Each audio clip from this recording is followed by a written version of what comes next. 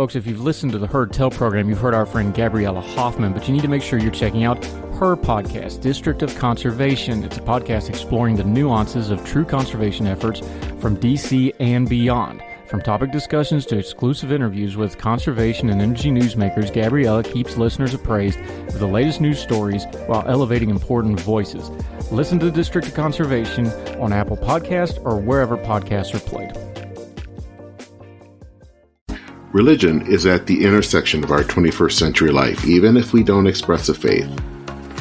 At a time when it seems that religion isn't as prevalent as it once was, it still leaves its mark everywhere. As a pastor, I know that religion isn't something I just do on a Sunday, but it's found in every nook and cranny of my life. Sexuality, politics, social media, the economy, war, nationalism, all have some kind of religious angle to them. And as a communicator, I want to find the stories that can help people understand this part of our society that is so important to so many. Hi, I'm Dennis Sanders, and I'm the host of Church and Main. Church and Main is a podcast about the journey of faith and where it intersects with modern life. I look at faith with a journalist's eye, asking the who, where, what, why, and how religion affects some of the major issues of the day. Join me as we journey together. You can listen to Church and Main podcasts at the website churchandmain.org or on your favorite podcast app. I look forward to seeing you.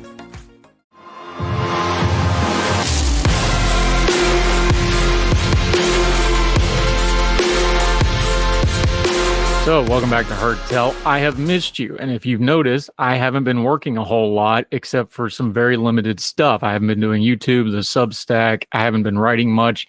I've done some media stuff that's easy to do, some radio hits that I normally do, a few quick television things, but I haven't been doing a lot of long-form content. I haven't been doing a lot of things, and I wanted to address why, because it's also an important issue that affects a lot of other people. I'm fine. I know a lot of people fuss over my health because I've been very public about my own health issues, but I'm okay for right now. We go back to Duke to do some things here into the month. We'll see how those things go, but I'm actually in about as good a health as I've been in quite some time. Things are good. New drugs working.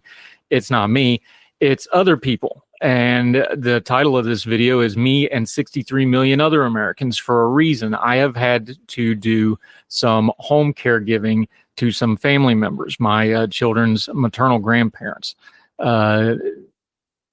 Without getting into all their business, because I don't want to put it all out there, he's older and retired. He's in the early stages of dementia, along with other health issues that he's had.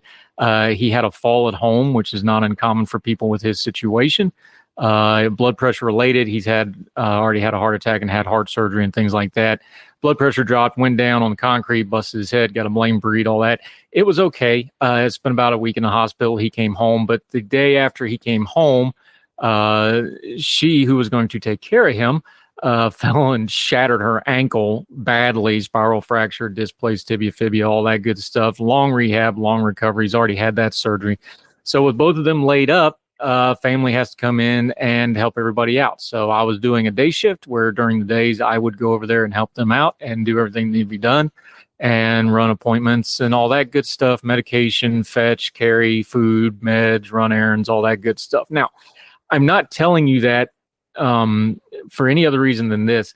63 million Americans are doing this right now. And you can figure out what the ratio percentage of that is in a country of 330 million people. It's quite a bit. It's probably a higher number than that because a lot of people just do it without reporting it, or people live as multi-generational families in the same house anyway, and you just do it, and it doesn't become a reportable stat. I know I grew up in a very large family.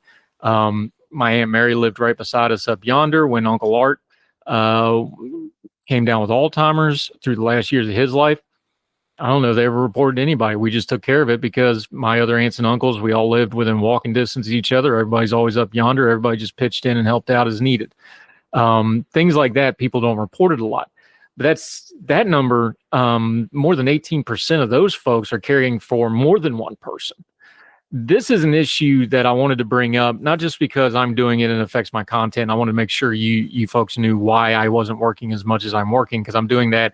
I'm at their house all the time, so I don't have my the normal equipment that I do this stuff on, my laptop, the lighting and all that. If you see me doing TV hits and the background's different, it's probably because I tried to do it over there. I've tried to limit it, but I've done one or two little things over there. Radio, I can do pretty much anywhere on the phone nowadays. The technology is so good. So we're blessed to do that. But I wanted to let you know why. And I want you to be aware, if you're not somebody that's caring for a family member, more and more people are having to do this. We're having a healthcare discussion about things like subsidies, how much health insurance costs. Health insurance in America is almost always tied to people's work, which means retirees and elderly people usually end up on the short end of the stick on that. Medicare, Medicaid is always going to get jerked around politically. The costs are astronomical, even if you have coverage. And then you have the situation like they are having that I'm helping take care of. She was planning on retiring at the end of this year. They paid off their house recently. They paid off their bills. They're planning to retire, get their bills down. And now they have all these excessive medical bills that are going to be astronomically more expensive going forward. And they know that. Not only that, because she got injured, she's got to readjust when she's going to retire because she has to do short-term disability and things like that. And that affects when she can retire, and she has to work out a certain ways with her company like that. These are issues that people deal with all the time. And too often talking heads, which I'm one of, I'm guilty too, and news media and social media that is obsessed with the character of the day and trends and this and that, and even policy wonks who really get into the minutia of this stuff, we lose the people focus of these issues. That there's a lot of people whose productivity, whose lives, whose ability to care for their own family, their own children, their own spouses, whatever, their ability to function at their own jobs is greatly affected because they have to take care of a loved one. And the messier the healthcare situation in America gets, the worse this is going to get, because more and more people are going to have to care. One statistic that I pulled up was that, it costs roughly for home care about $20,000 a year, whereas if you put somebody in a full-time facility, you're easily into the mid six figures, easily. And a lot of times that's even with insurance. I know my aunt passed away this past year. She was in hospice. She was a lifelong nurse. Her daughter's a nurse. So we knew all the ins and outs of it. And even with that, we were like, wow, it's just amazing what pops up and what expenses arise. If you've never cared for a family member or a loved one who's very ill or injured or whatever, but you have to care for them for a considerable amount of time, it changes absolutely every aspect of your life. Now, this is not me complaining. I want to be very clear. I am blessed to be able to do this. I'm able to be free during the day to take care of people. I can work as needed. I have other streams of income.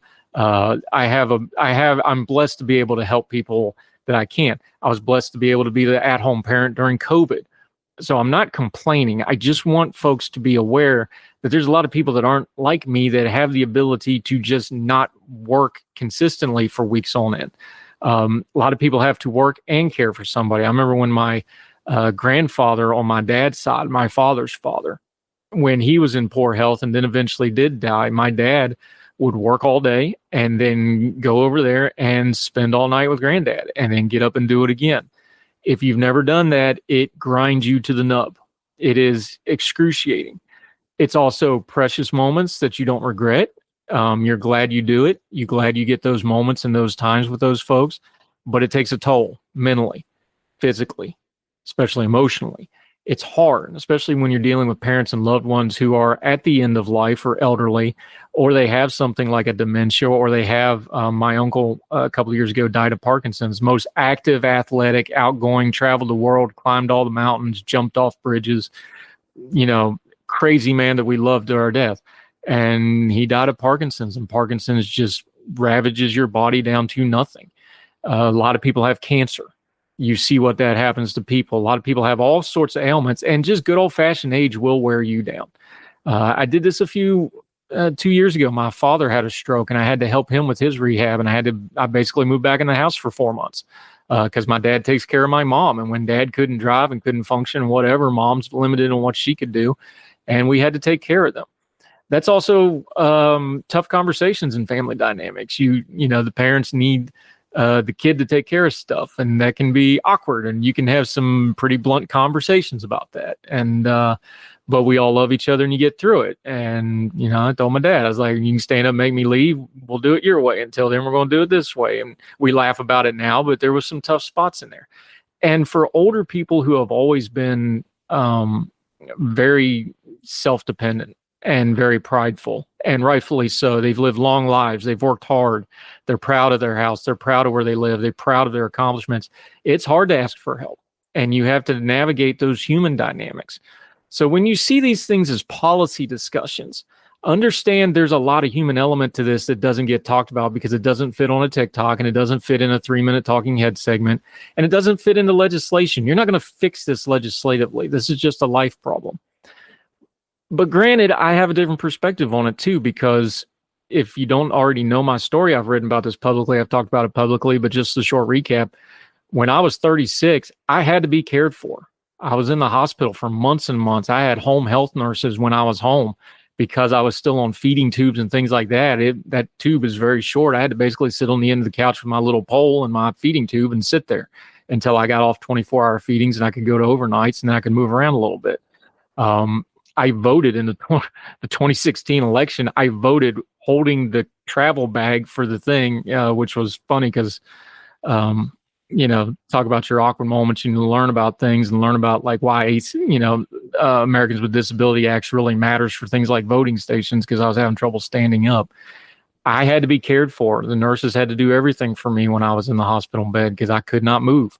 I had to rehab. And before that, when I had to rehab my TBI, the whole right side of your body doesn't work. Your mouth doesn't work. Your face looks funny. People look, people stare. You got to learn how to do all that. I went back to work, military environment. I went back to work with my right arm still postured across the front of my chest for several weeks before we finally got it straight. I had to hold that stupid little squeezy ball. So I've been through this a couple times in my life, so maybe I'm a little more empathetic to it, and I understand what's involved. But then when I had to help my dad rehab, I'm like, Dad had right side paralysis from his stroke. I'm like, I know exactly what we're going to do. I've done it. I know how to communicate it with it. I've been there. Let's go. And he worked his tail off. He worked really, really hard on it. But TikTok does not show things like rehab. They don't show occupational therapy. They don't show speech therapy. They don't show the elderly couple who have always took care of each other, trying to figure out how to bend over and get something from a low place or reach up and get something from a high place. For a human being who has driven all their life, not being able to drive themselves is traumatic. That you can't just get in the car and go somewhere. That changes people. That changes their lifestyles. It changes how they think. These are things that don't get in the headlines when we talk about healthcare or family dynamics or economics, because it is extraordinarily expensive. Most working people, if you have to put a loved one in full-time care for any reason, you can't afford it. You're going to have to sell your house or mortgage your house to do it. If you own your house, you don't own your house, you're going to go into massive debt if you can even do that. These are things that don't get discussed. So while I've been away and we kind of hopefully start working a little bit more, I want to highlight this because this is the stuff that doesn't trend. It doesn't get a lot of attention, but it's real life stuff for a whole lot of real life people. And it doesn't have a quick political fix. I don't care what your political party is or who your candidate is. If they say they're going to be able to fix this, that's not true. Now, there's things they can do to help it. Obviously, healthcare in the United States of America is a jumbled mess because we keep piecemealing it and kicking the can down the road instead of dealing with the issues. We'll pick that up some other time.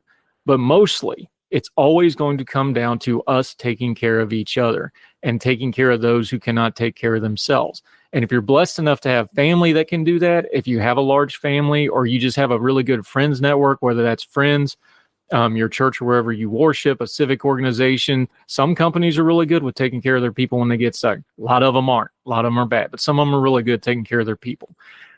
If you have the ability to do that, great.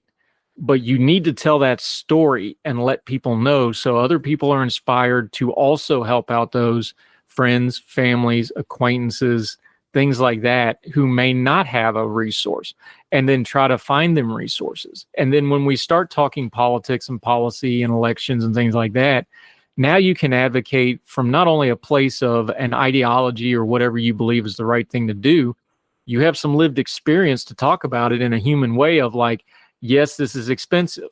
You know what? When you start talking about preventative care and taking care of yourself, that ties into end-of-life care. When you start talking about end-of-life care, that starts talking about things like taxes and the state taxes and healthcare taxes. All this stuff goes together. And one of our big problems is we always want to talk about these things piecemeal. But when you're taking care of another human being and you're responsible for them, you start understanding very quickly this stuff all goes together. and just voting for somebody or your political party or hearing what you want to hear on your news feed or social media feed, that ain't where it's at.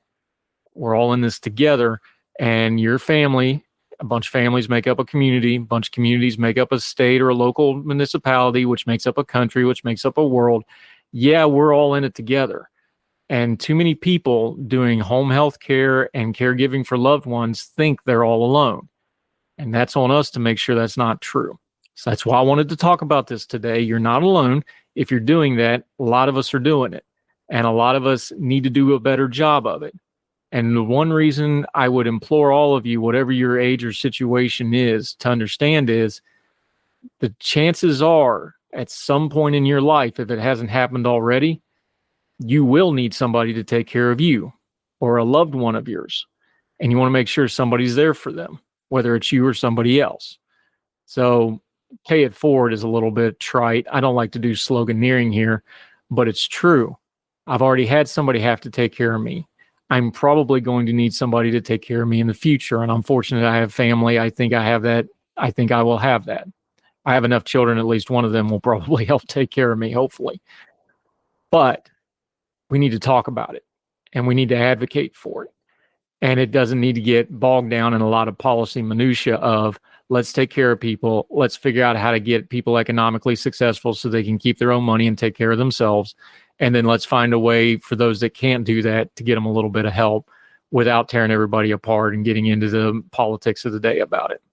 Is that a pipe dream? Probably. But when you're taking care of somebody, you just want the help. And we can do a little bit better incrementally. That might actually make some great change down the road in the future. 63 million Americans and me are doing home caregiving. If that's you, let us know. We'd love to hear about it and amplify your story. If it's not, there's somebody, friend, family, community that needs a little bit of help, whether it's just taking them a meal, helping them take their trash out, picking up their mail. You never know. Jump in, help out. Many hands make light work in all things. Let's take better care of each other. All the music on Hertel is provided under a Creative Content license from monstercat.com. Somos la máquina.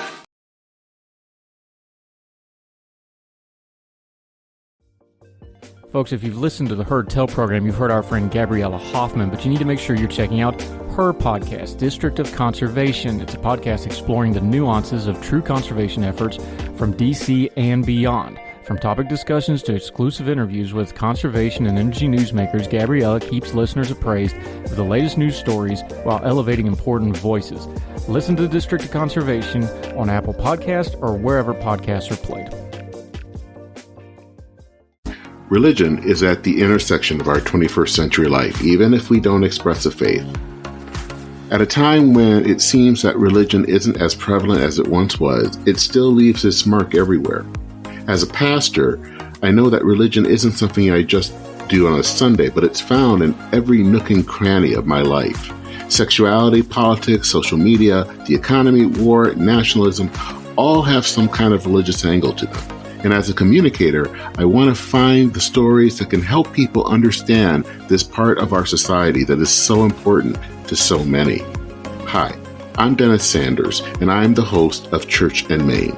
Church and Main is a podcast about the journey of faith and where it intersects with modern life. I look at faith with a journalist's eye, asking the who, where, what, why, and how religion affects some of the major issues of the day. Join me as we journey together. You can listen to Church and Main podcast at the website churchandmain.org or on your favorite podcast app. I look forward to seeing you.